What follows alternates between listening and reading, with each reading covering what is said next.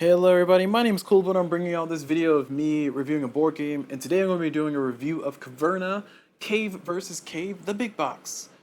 This is a game in the Uwe Rosenberg's line of games, famous esteemed designer if you will, and I'm going to go over my solo review and playthrough and teach and all that stuff, so let me go ahead and get ourselves started with our background music, because you know my background music here. And now that we have that going, we're going to, sorry. We're going to go ahead and bring everything in. So let me zoom my camera out. And we're going to go ahead and go through the setup here. So for the setup for this game, and for those who haven't seen my review videos, feel free to use the timestamps to skip to the section you want to see.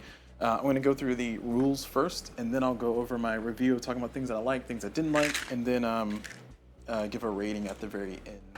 So for right now, though, I'm going to be doing a solo setup. So this is, everything I'm going to be talking about is going to be specific to the solo playthrough.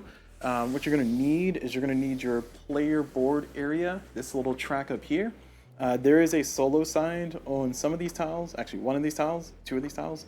So you're going to need a little small end section. Make sure it's on the player one player side, not the multiplayer side or two player side, because this is a two-player game, one to two player game. And then over here, you want to make sure this track is on the one player side, and then over here is just the normal side. Now, as far as this game Caverna, the whole entire goal of this game is for you to kind of build out your cave that you have. You're kind of furnishing your cave, and you want to build it out to score the most points. You're going to score those points by having building tiles that will give you points, and also gold that you'll collect throughout the course of the game as one of your resources. There are a few different ways to play this game. There's some quick play variants where you can kind of quickly get the game started and just kind of get going into the fun of it.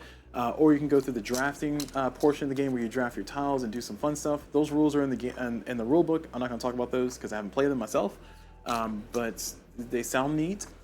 In addition to that, there are two phases to the game. There's an era 1 and an era 2.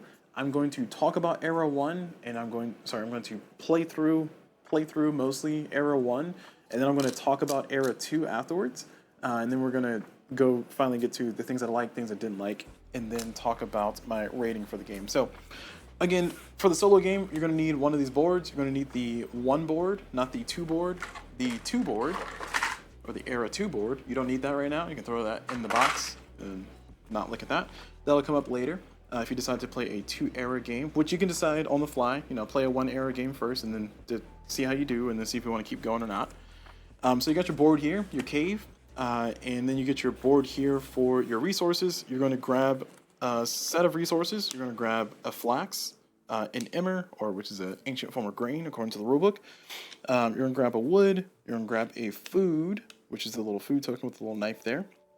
You're going to grab a gold, and then you're going to grab a stone. So you're going to have those 6 resources. There are 4 other resources, but these resources of donkey, iron, ore, and weapons, these don't come in until era 2. So when era 2 comes around, you bring those out, but for right now, you don't need those. So you can put those to the side. Second, you're going to take your board here, and you're going to find the era 1 tiles, the era 1 mine tiles, and you're going to shuffle these as best you can. So give this a really good shuffle. And just to clarify, you're going to find the era 1 mine tiles, not the era 1 starter tiles. So you can, we're going to need those in a second. But you're going to take these tiles and you're going to put one face down in each of your rooms here, with the exception of this room here for your cave entrance and this room here that says no mine. So don't put a thing there, because that'll be silly. All right, now once you cover that, again, we're playing solo. If you're playing multiplayer or 2-player, you'll put these on the other person's board. But if we're playing solo, we're gonna take that stack that we just that we didn't put. We're gonna put that to the side. We're gonna need that throughout the course of this game, and I'll show you how that comes into play as we go along. Now, continuing with our setup, we're gonna take our starting tiles, or our tan starting tiles with the era 1 on the back. There should be 6 of them. We're gonna give these a good shuffle, and then we're gonna take 3 of these, and we're gonna reveal 3 of these and put those kind of here. Those are tiles that are going to be like the initial ones that we can build in our cave. We can build these anywhere here, or once we clear out these spaces, those spaces as well. And then another cool thing that happens with this game is as you mine different spots or remove these tiles, they get revealed and become rooms that you can build back into your cave later. So it's kind of a little neat mechanic there. All right, so that's the setup here. Now, continuing with our setup, we have our track up here. I took our tiles with a person on the back. Or round 0 tiles, I should say. Then we have here our second phase and our third phase and our fourth phase. When you're playing solo, you should have 4 of these 3-phase tiles. You're going to take one of those and throw those out, and that one should be breach. So you're going to find the breach tile that looks like this, and you're going to take this tile and throw it out. You're not going to need the entirety of your solo playthrough, so don't just put that to the side. You don't need it. And then the other tile that should be here should be the arrow 1-4 tile, which this one should be renovation. You're going to put that here face down. There's only one of them. It'll always be the same one, so I'm not spoiling anything. For the rest of those, though, you'll have 2 and 3 threes. You'll shuffle those the best you can with 3 tiles and then place them face down, unrevealed. And then that's kind of your setup for that. For your resources, you put all those on the 1 track. I don't know if I said that earlier, but I'll say it now. So make sure you set all your resources to 1 at the start of the game. And now we're going to get ready to jump into our playthrough. So first thing I'm going to do is I'm going to reveal all of these tiles here on the first section. So these tiles are available for me to choose from. And then to start the first round, at the top of the round, the first thing you're going to do is you're going to reveal the leftmost unrevealed tile. So here. Now, during a round, we're going to play a certain number of turns. In this case, we're going to look down here where the dwarves are, and we're going to play 2 turns. And by 2 turns, I mean I'm going to choose 2 of these tiles, one after the other, and then I'm going to activate them, do all the actions on them, and then once I'm done with all my turns for that round, I'm going to put those tiles back, and this will make more sense when you see me do my go through the motions of it here shortly. And then I'm going to reveal the next tile, and then do the same thing, based on the number of dwarves, or based on the round number. When you play, if you play an extended game or Era 2, we'll talk about this later, but you'll just basically do 4 actions every round. But just know that we do 2 actions for the first 3 rounds, and then we do 3 actions for the next 3 rounds, and then we do 4 actions on the very last round. So we have 7 rounds to play. Round 1, we're going to do 2 actions. Round 2, we're going to do 2 actions amongst the tiles that are revealed, and so on and so forth. All right. Okay, cool. Glad we got all established. All right. So I'm going to try my hardest to try to win, because winning when you're playing solo is I need to have 50 victory points. Victory points in this game come from the value on the building tiles in gold. Gold is 1 gold is 1 victory point, and then the building on the score up here on the shield for these buildings is going to be additional points here. So that's where your point sources will come from. Also, apologies if you can't really read everything here. My cameras are doing their best, so apologies ahead of time. Oh, also, for the wall tiles, when you're playing solo, or when you're playing not solo, you grab 7 of these. There should be 9 in the box, if I'm not mistaken. But you grab 7 of these, and you will never get more than 7. So you always have 7, exactly. So and what I mean by that is that we're not going to add more walls in a solo game. If you play a 2-player game, you'll add those 2 extra walls in to kind of give you more wallage, if you will. But we'll only have 7 walls available to us this entire game. Okay, now let's go into let's go into the playthrough after I take a sip of water. Yeah, just make sure I don't die there. Now, on my turn, playing solo, I'm going to play my turn, and then my turn's going to end, and then I'm going to play my next turn, and then my turn's going to end. Once a round is over, I refresh, and then I start round 2, and then do the same things. Because I'm playing solo, I'm going to keep taking turns, is what I'm trying to say. So I'm going to start here by taking my turn. On my turn, I'm going to choose one of these tiles to do the action, and these actions have various different effects, but we're going to start off with one of the more straightforward ones, which is going to be... Yeah, we'll just do a simple one. We'll just do excavation. Now, for excavation, this action is going to allow us to, looking at the anatomy of a tile here, it has a pickaxe over here on the side, and then it has a little text here with a +1, and then over here it has kind of in the darker text is like an additional option that I can choose. Now, for here, I had to choose if I want to do the single, like I want to mine a single room, or if I want to mine 2 rooms. If I want to mine 2 rooms, I need to pay 2 food. You'll notice on my board I only have 1 food. I can supplement that, I can augment that by choosing to, at any time, convert 1 emmer, or 1 flax, or 1 gold, or later on 1 donkey, to give me 1 food. So I can choose to say, okay, I'm going to reduce that by 1 to increase that by 1, and I can choose to reduce that by 1 and increase that by 1, like so. So in this case, I'm just going to choose to reduce my emmer down by 1 to increase my food by 1, and I'm going to do 2 excavations. Now here's where the second stat comes into play. When you're playing solo, it's very important to remember this because it's extremely critical to your success in this game. Whenever you mine, if you mine a single tile from your board, then you're going to reveal that tile over here. It's not going to get thrown away. It's going to go and become a room for you to build later. But if you mine a single room, every time you do, you will also draw a tile from here to place it here as well. And actually, now that I said that out loud, I'm actually going to change my mind. I'm just going to do a single mine because I want to get more tiles here. Note that there are just as many tiles over here as there are over there. So I kind of want to see the most rooms possible so I can have the best chance of winning. So therefore, I'm taking that approach here. All right, so I'm choosing to do a single mine. I'm not going to pay the 2 food to do 2 mine. So I reverted what I did earlier. Note that there's no option for you to convert 1 food into one of these. It's only one of these into that. It's in that direction, not the other way around. I just undid what I did earlier. All right, continuing on. I'm going to go ahead and mine. I'm going to mine this tile. And I'm going to reveal the tile. I'm going to put it here. Now this tile is now available for me to later build into my cave. And I'll show you how to build later because it'll definitely come up. And then because I did only 1 room mined, then I get to reveal one of these from the ghost player, if you will, and that's another room available. So now I have 2 rooms available to choose from in addition to the 3-star rooms. All right, additionally, I would get myself 1 ore or 1 stone. So there we go. That's it. So my action 1 is done. Now action 2 for round 1 is going to be, and I know I have 2 actions because there's 2 dwarves down here in this section, 2 dwarves, or there's a giant 2 there, if that helps.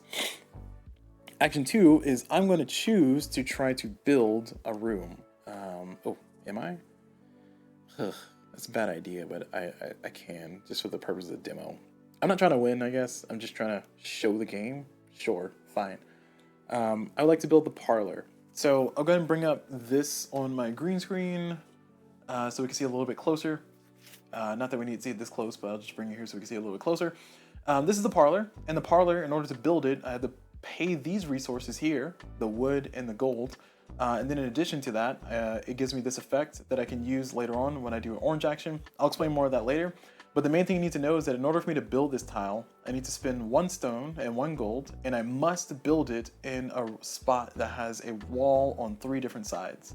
So that's extremely important. That's going to be one of the core limiters here for me in this entire game, is to try to make sure that my rooms are of the correct shape. Now currently on my board, you'll notice that I have this spot, which is a corner, but I'm currently missing the extra wall that's needed to actually have that room be built.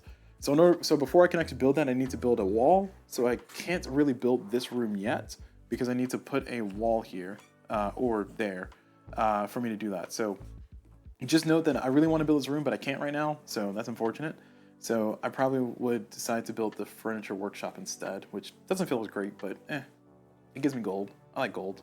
Gold is good. All right, so we're going to go ahead and choose to do housework. And when we do, in order for us to build, we have 2 options to build. This first one, I should probably bring this up on the green screen, but it's fine. You'll see it if you're playing along. For here, it says 1 times number of dwarves to furnish or to build. So it's going to cost me 2 food, because we're currently in this region. It's going to cost me 2 food to be able to build a tile. Now that's in addition to paying whatever this cost is. So in this case, I'm going to go ahead and spend 1 of these to get 1 of those. So now I have 2 food. And then I'm going to go ahead and activate this and spend 2 food. And I'm going to build this tile in this corner.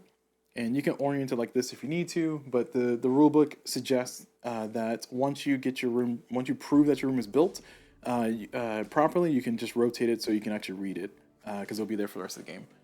Additionally, I'll bring this up here on the screen.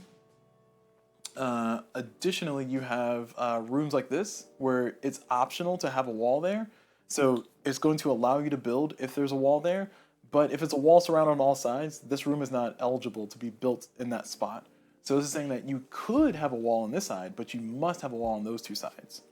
And that's actually pretty good because it gives you a little bit of flexibility. So, all right, so we're going to build that. It's going to cost us 1 wood and 2 stone, and we're done. That's it. Round 1 is done. All right, so those are going to go back, and then we're going to move over to the next round. We're going to reveal this one, and then we keep going. And I'm just going to play through the rest of this because it's a short enough game, and I'll just talk about what I'm doing. Hopefully not in too much excruciating detail. So hey, another playthrough. Let's see if I can actually win. I don't think I can, but I'll keep hope alive.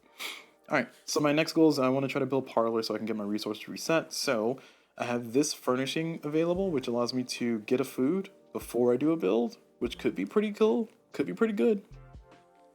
Spinning wheel is also pretty nice. But man, food corner could be cool. So we're gonna go ahead and do an excavate. We're just gonna get ourselves 1 ore. We're going to mine one of these spots. We're gonna mine this room. Treasuries there. And then, oh, dungeon. Nice. Okay. So those are pretty expensive buildings, but they give us a lot of points. So I do want to try to build those if I can. Next up, I'm going to go ahead and do cultivation. I get to activate a room. I'm going to... shoot. I can't activate that room. I'm going to choose to activate my cave entrance. This orange square here means you get to activate a room of your choice. And I have two options here. I can't activate this one because I don't have enough wood, unfortunately, to get the 3 gold, which would be cool if I did, but I don't. So instead, I'm going to activate this room, which I can choose to get 1 resource of my choice.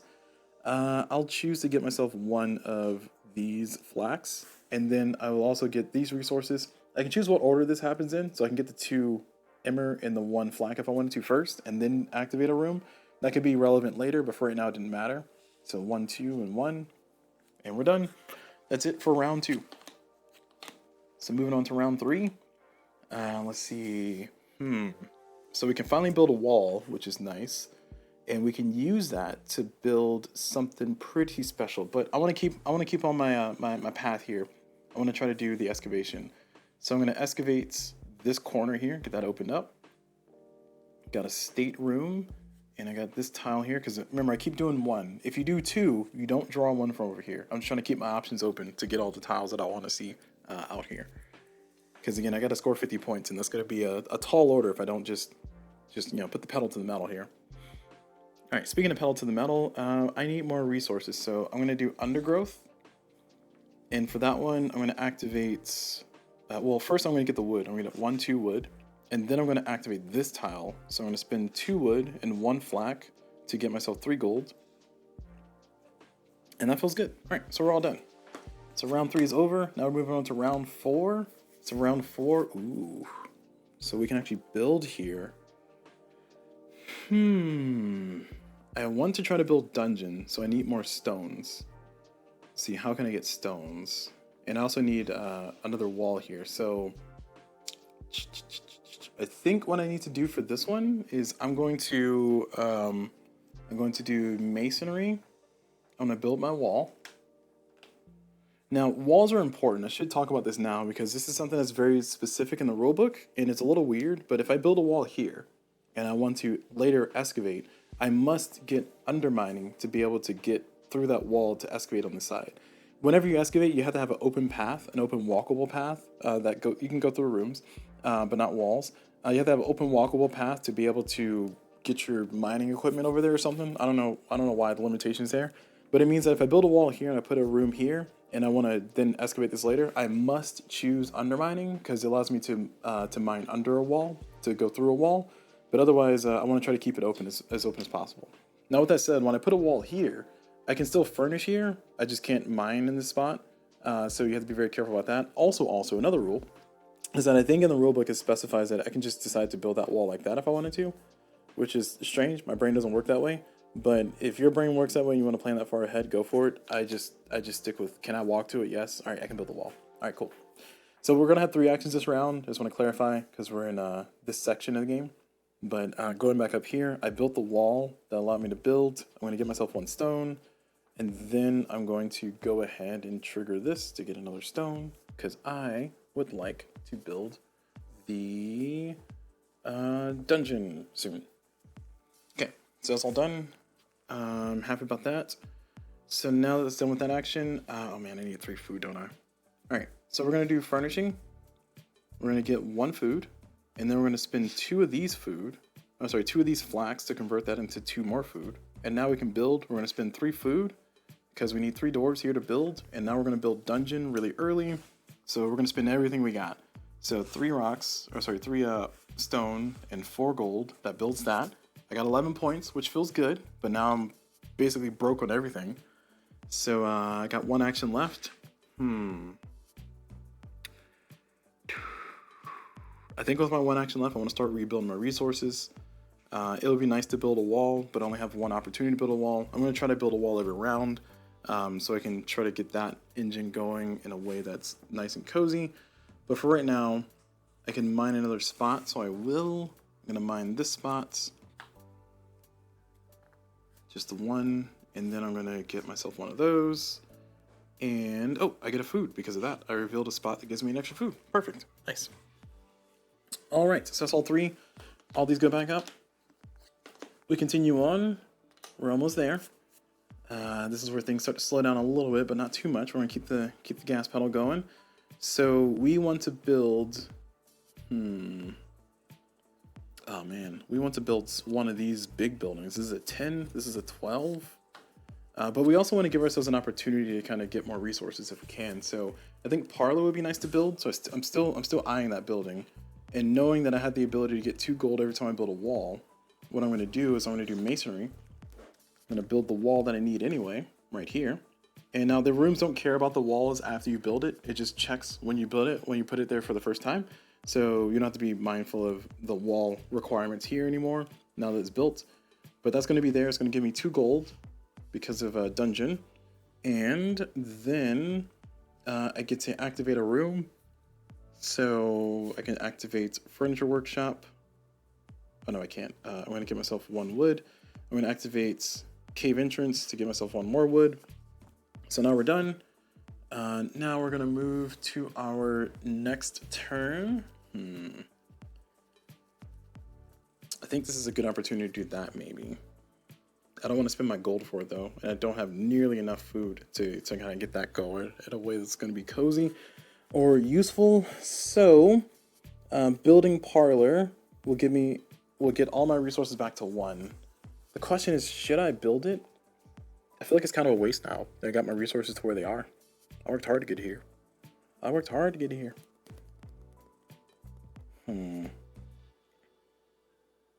Yeah, let's try to get some more buildings here. So I would like to mine another spot. And again, I'm slowly mining here.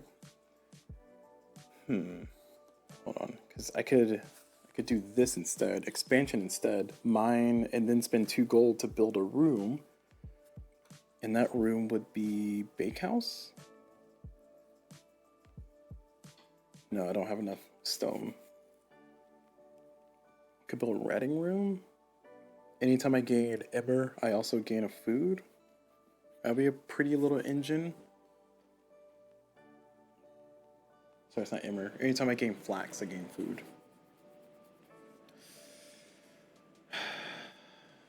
Feels bad, but I'll do it. All right, so we're mining a room. We're gonna mine this room. And I have that. Okay, we're gonna reveal one of these. And wood storeroom. Anytime we do a 1 action, we get +1 wood. Ooh, that could be pretty good. Now, if you'll note that this room is no longer eligible to be built here because there's too many walls here. So unfortunately, I can't put this room here. So I need to build my second wall somewhere else, my corner wall somewhere else. But I do still have the opportunity to build the redding room. And I think I want to stick with that plan. So we're going to spend 2 gold because we need to spend 2 gold or 5 food. So that hurts, but we're going to spend it. We're going to build that there. And that's going to cost us 1 stone. So we're back where we started. We got 1 more action before we're done with this round.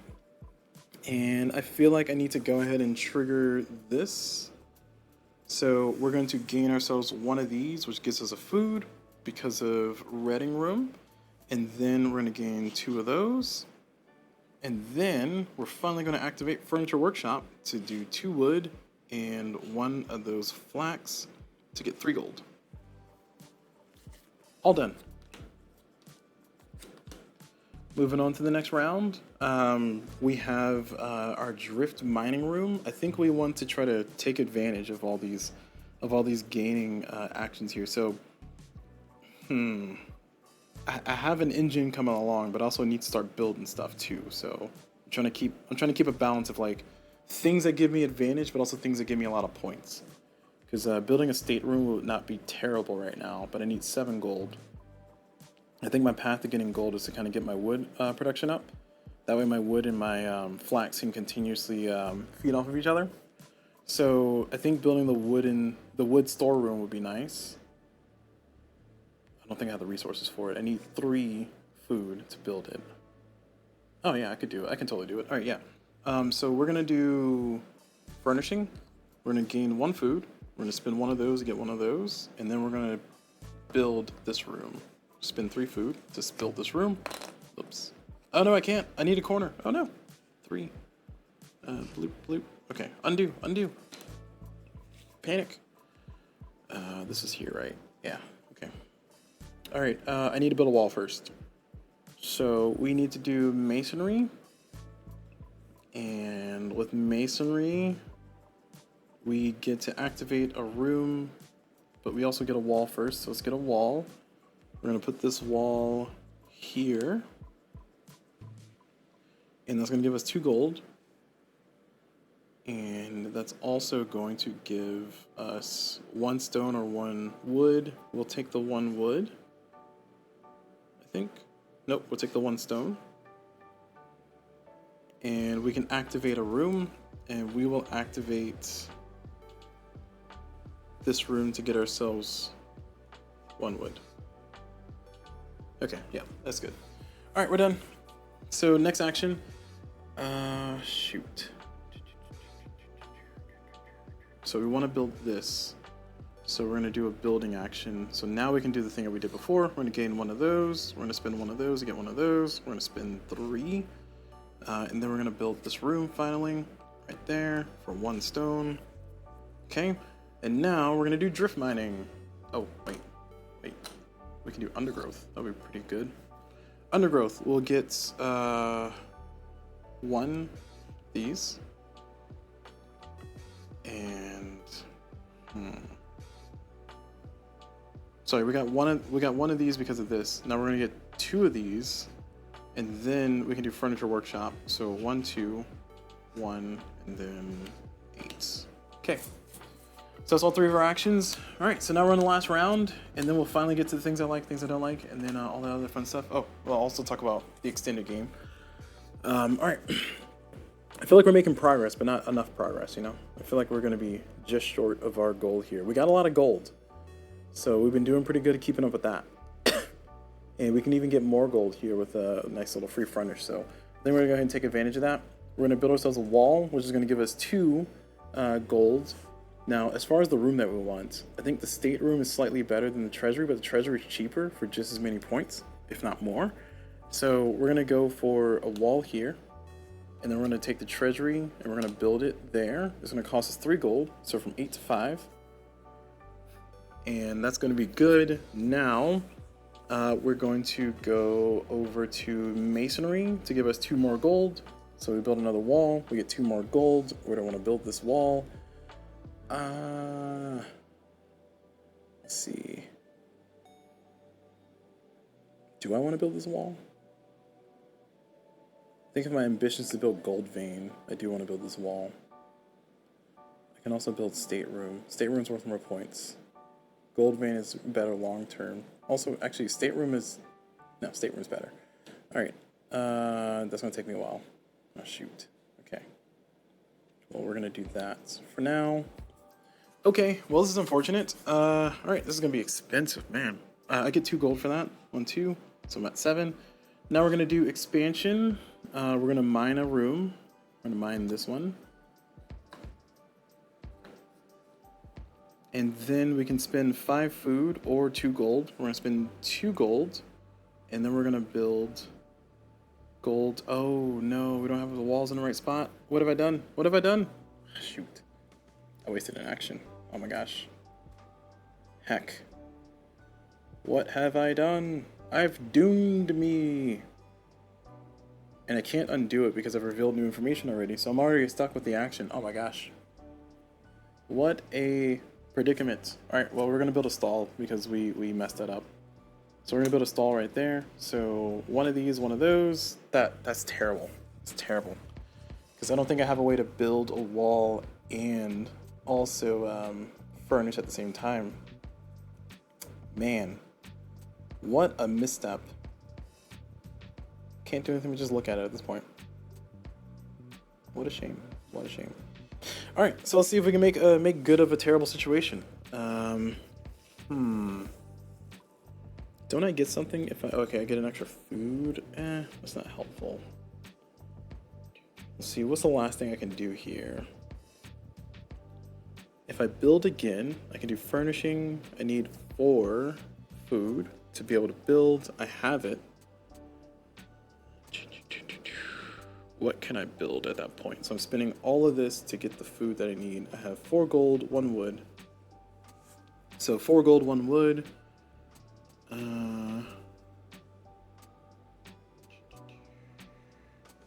Storeroom is not buildable because I don't have the walls correct.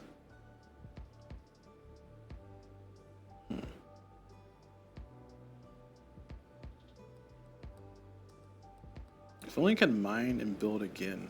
I mean, I have expansion, which I thought was going to do it for me, but it was a blunder. I should have mined. Oh, actually, no, it's fine. I did not do that. I did this instead. I mined. That means this is not built yet. Okay, cool. So I get my stuff back. One. I saved it. Whew. Yes, be very careful about your actions that you choose, y'all. All right, so I'm doing that instead. So I mined the spot and then not building. Instead of building, I'm doing this one action. So for this one action, I'm gonna thank my lucky stars there.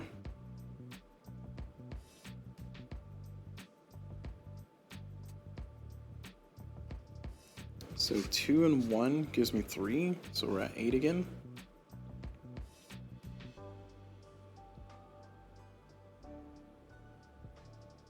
Shouldn't I be at 7? No, you know, I think I should be at 7. I think I've undid things that I forgot what I undid, because I spent 2 gold to do the build, so I should be at boom. I should be at 10. Yeah, there we go. That looks better. All right, so I got one action left. This action I got to build, so now I can do this thing that I was doing here. I can mine this, reveal that, reveal that. These are all not fun, and then I can build. I'm spending 2 of my gold, so 1, 2. And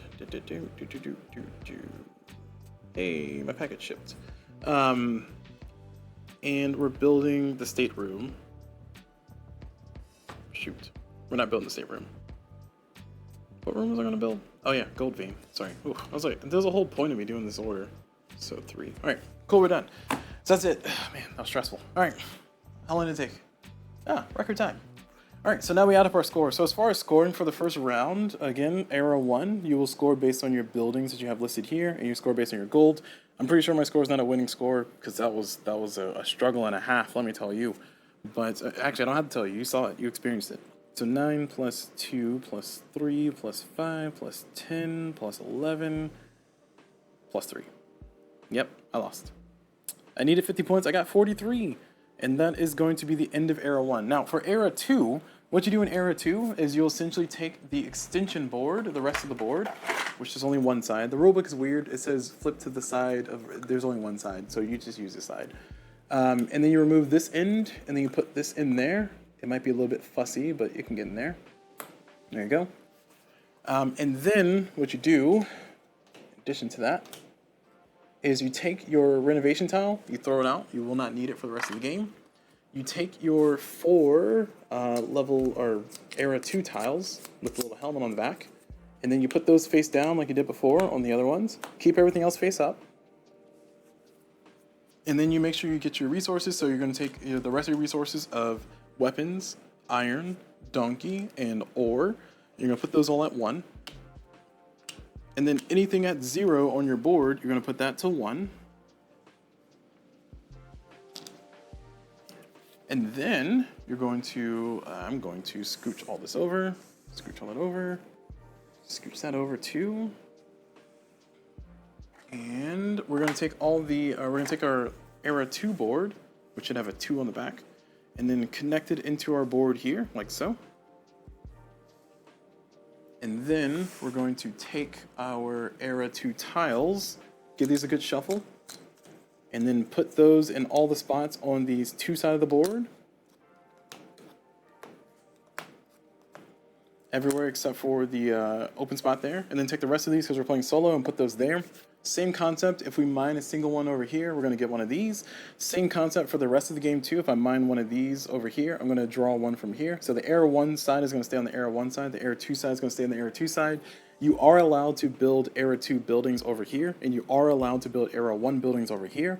But as far as the tile revealing goes, if I single mine this one, then I get to reveal this one. That's how it's going to work over here. And then if I single mine this one for the rest of the game, I'm going to reveal the next one, like so. So that's how it's going to work. Now, we're going to continue playing.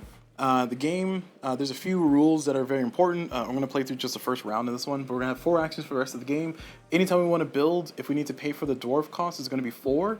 And then, let me reveal this first. We're just going to play the game like normal. So, starting off with the game, we have a new tile. There's going to be a new section here associated with the tile. And these sections you'll see here for the rest of the game. This last one doesn't do anything in the solo game, but it exists. Just know that it exists there, but it doesn't do anything. And what's going to happen is if I decide to do this action, I will do this action, and I will additionally have the option to also do these things too. And those things are, just normal. Do I want to do it? Yes or no? And then I do the thing. In this case, I get to gain 3 ore, or 1 iron, or 1 donkey. And then I do all my actions like normal, so all 4 actions. So clearly these actions are pretty nice. And then at the end of the round, once I'm done with all 4 of my actions, I'm going to move from this round to this round. So I'm going to reveal this one. And in between, you'll see this little section here. This in between means that for every donkey that you have on your board, you're going to gain ore. Essentially, it's just your donkey's delivering ore or something. It's not you lose donkeys to get ore. It's that, if my donkey's up here at 7, then I'm going to gain 7 ore at the end of the round. So that's an option for you to kind of use that to your advantage. Like I said, I'm going to play through this first one here. So let's go and do this one. I'm going to mine this spot. And then I'm going to get this revealed. So we got some level 2 tiles. We got Gold Ass and Slaughtering Cave. That's what it's called right there. That's the name of the tile. Trust me. This tile here is important to note that this one has no walls. So there's no walls on any of these sides. So if you want to build something here, which you can, just know that there's no walls on the side. So you got to keep that in mind. I can also get a donkey, 3 ore, or 1 iron. I'm going to get a donkey.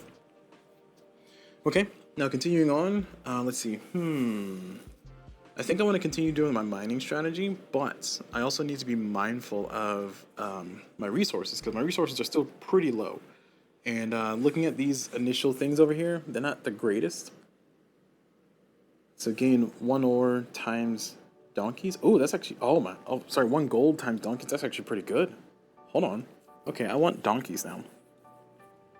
How do I get more donkeys? I need more donkeys. Give me donkeys, please.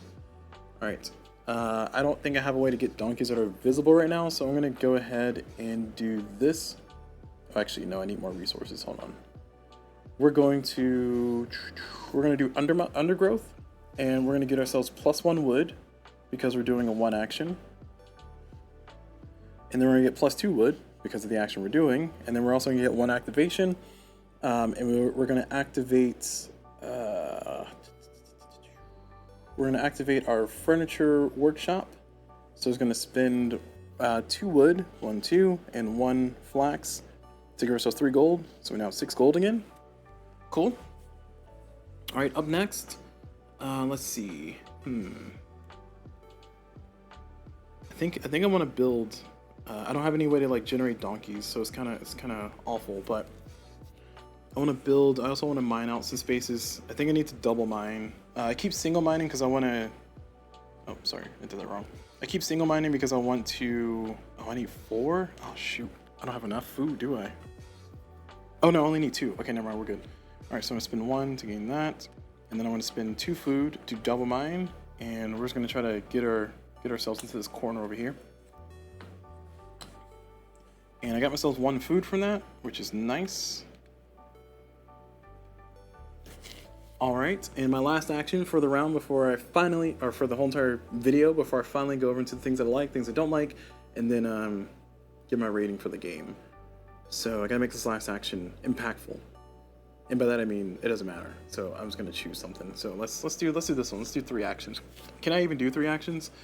So we can do 3 actions, or we can convert 5 wood or 5 stone into 4 gold. I clearly don't have those things, so let's go ahead and do our 3 actions.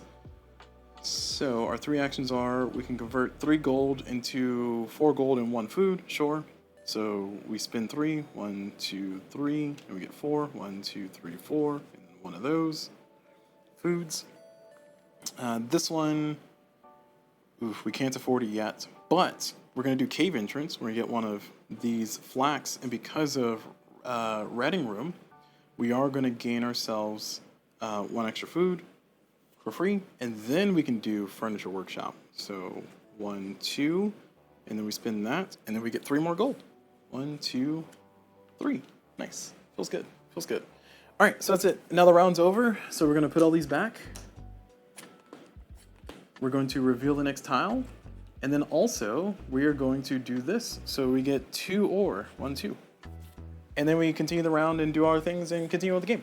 All right, now as far as my review, as far as this game goes, as far as things that I like, things that I didn't like, and my review, things that I like about this game, I do love the building that you're doing here. I just love just kind of like just building like a little base, building an area, trying to get things to kind of chain off of each other. As you can see, there's a lot of fun trying to get things to work together, have a synergy. It does feel like you're growing as you build. Because you start building these like chains and stuff, and you have these buildings, like you have to have these these room requirements that you got to make sure that you're meeting. In addition to that, you also got to make sure that you're setting yourself up for the future turns. Because yes, while it is nice to have those easy single buildings that will give you like some boost like this, you might eventually run out of actions to actually activate it or take advantage of it. So you got to make sure that you're actually clearing out spaces that are impactful for yourself. So instead of clearing out just these spaces, you want to clear out these corners if you can, because it gives you a 3-sided spot, which is very useful for these big buildings that give you a lot of points, because they usually want to be fully surrounded or mostly surrounded to some degree. There's also these initial buildings that the game gives you that I think they give you like a really... Oh, I didn't put the initial buildings out. Oh my gosh, sorry. One thing I forgot to do, and I'll put this in the comments, is that you're supposed to bring out 3 Era 2 buildings. I completely forgot about that, sorry. Yeah, but these initial buildings that the game gives you on either side, they're serviceable, they're reasonable, and I think that they are a nice starting point. The thing that it always feels bad is that they always feel not strong enough, which I guess makes sense, because you don't want your strongest buildings out there up front. It just really matters if you have buildings that can kind of get the ball rolling. And I think these level 1 era buildings, they don't feel good to build, but when you do, they give you that extra boost to actually be able to do stuff with your actions. Again, I don't think I built any of the starter buildings here. Yeah, I didn't build any of the starter buildings, but I could have. I very much wanted to build the parlor, which would give me just like a way to kind of reset my food and reset all my resources to level set. And that could be really strong, especially if you have some kind of engine like this furniture workshop where I needed 1 flax and an extra wood. That'll be really nice to be able to have the wood storage room plus the furniture workshop. And then just kind of trigger one of these like cultivations to give you some extra food. The writing room was keeping me alive with the food stuff. I mean, there's so many different things you can chain together, and I just love the ability, and I just love the opportunity to be able to have these things chained together. Say, okay, what if I got this? Maybe I should get this, and kind of hemming and hawing about different paths to the same victory. And it feels really strong. It feels really good, and I think that it is one of the things that I adore about this game. I also like the fact this game does play quick. You kind of saw here my playthrough for the review that it doesn't take too long to play. Yes, I'm kind of announcing what I'm doing and why I'm doing it, but if you're playing this game by yourself with like TV in the background, or listen to a podcast or listen to an audiobook or something, you can easily run through like 3 or 4 games of this before you might feel bored. The setup is not too extensive. You just basically shuffle the tiles and then kind of randomly set them out. It is a little annoying having to reset these tiles because there's only 3 of them to shuffle. It would be nice if there was more of these available, but I'll get to that in my negatives. But for the most part, it's a very straightforward and flowy game. And last thing I want to talk about that I like about this game is that I do like that this game kind of carries over some of that Agricola blood that this game has, that Agricola foundation, I should say, not blood. But it has that kind of taking the thing from here and then getting it out of your way to kind of give you more things to work with and do, because that I think is really neat. To kind of have that, slowly revealing more things as you clear your area, you have more opportunity, and then you have this whole cave wall situation where you're trying to build your walls in the right spots, and sometimes you might say, ooh, this is good, but then something shows up, it's like, oh, that's better, and the question is like, which one do I go for? And it can just lead to a lot of really fun exploration, see if I can get this combination to work for me, and then also just the adjustments that you have to make. Sometimes you don't get the tile you need or a tile you want, so you gotta adjust to a new strategy. You saw here that I didn't have the arrangement that I needed, so I had to adjust. And my adjustment, thankfully, was to say that I did another action, kind of retcon, and then get the thing that I needed. But even with that consideration, it still ended up being short of victory because I needed 50 victory points to win, and I only had 43 in my little demo there. So it shows that this game does have a lot of teeth, does have a lot of longevity. But I think that last point I just made actually brings me over into my negatives here. As far as things that I don't like about this game, I don't like how tight the scoring is in this game. I feel like this game should give you more options and more flexibilities to score, or maybe more time. I think time is the issue. If this game gave you one more round, then I think it'll be so easy to kind of hit that 50 victory point score. Maybe so much that it might be fair to raise the 50 points from 50 to like maybe 60 instead. But just having that one more round to kind of see your engine do a thing feels good, because I've definitely played this game enough to see, especially Era 1, because I just played it over and over and over while I was watching TV in the background. And I played Era 1 enough to like know that once you get to the last round, I kind of want one more round. If you give me one more round, not only do I have the score that I need now, but I also, my engine just got started. And it doesn't feel good to have your engine just stop and sputter out. I do think that the problem is easily solved by doing an Era 2. Because Era 2 allows you to kind of take your engine from before and actually start using it and start getting your payback from your investment. Because spending 5 gold only to get back maybe that much gold by the end of the game, it kind of sucks. Like having 5 gold early on in the first era, in Era 1, is really tough. And you don't really have that until like maybe round 4, round 5. And then by that time, if you build this building thinking that you're going to get a return on investment, you're not really going to get a return on investment.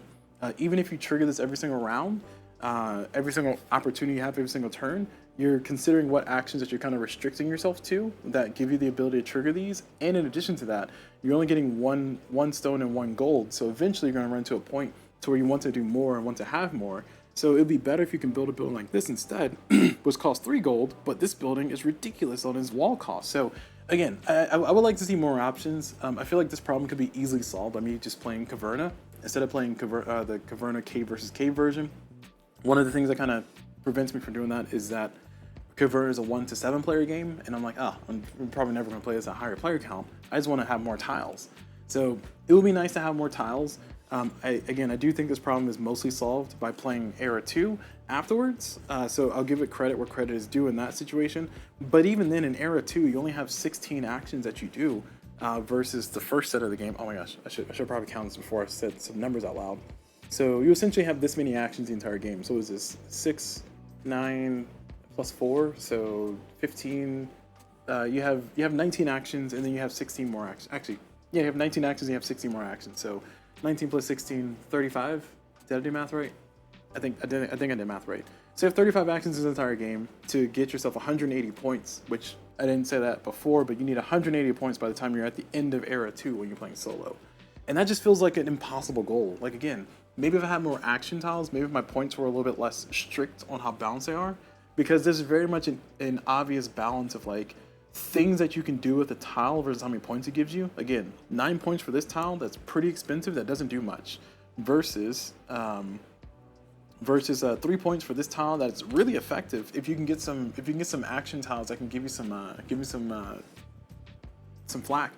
Because if you get some of those tiles that give you flak, then you get some free food every single time, and that food can be converted later on into other actions, such as doing big builds, maybe even spending on. I think there's one tile over here that you can spend food to convert food into a thing, but the whole point I'm trying to bring up is that it just doesn't feel good sometimes to be kind of restricted by the way the point balance is here. I guess I dare say it's too balanced. It's too balanced for 50 points for a solo game.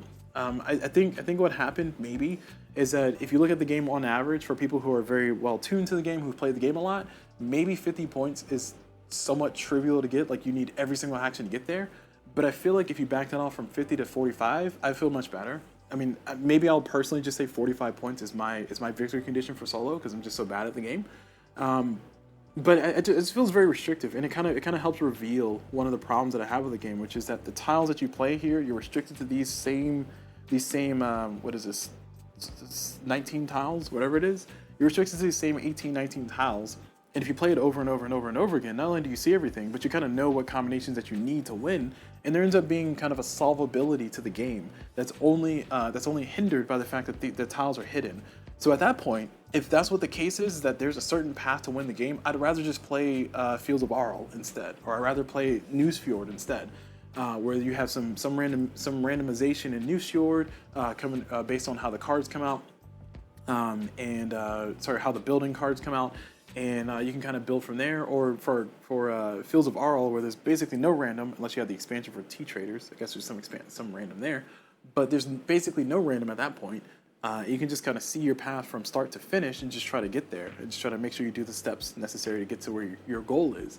So all that goes a long way to say that it's a little frustrating that the game keeps you kind of restricted in that bubble, in that you know, this gives you a lot of points, but it's kind of a useless ability early on, especially when you're trying to score 50 points by the end of round 1, by the end of era 1. Now, if you extend it to era 2, I just want to continuously harp on this. From my perspective, when you continue with era 2, you can start having your engine that you were building, that you were investing in, start to come to fruition and do stuff for you. So I do think that feels really good. It's a very big redeeming quality for the game. But it's just that, you know, I guess I have era 1 fatigue. I don't know. Maybe I just need to continue to play this game with era 2 attached on, so I can kind of have more strategies, more approaches.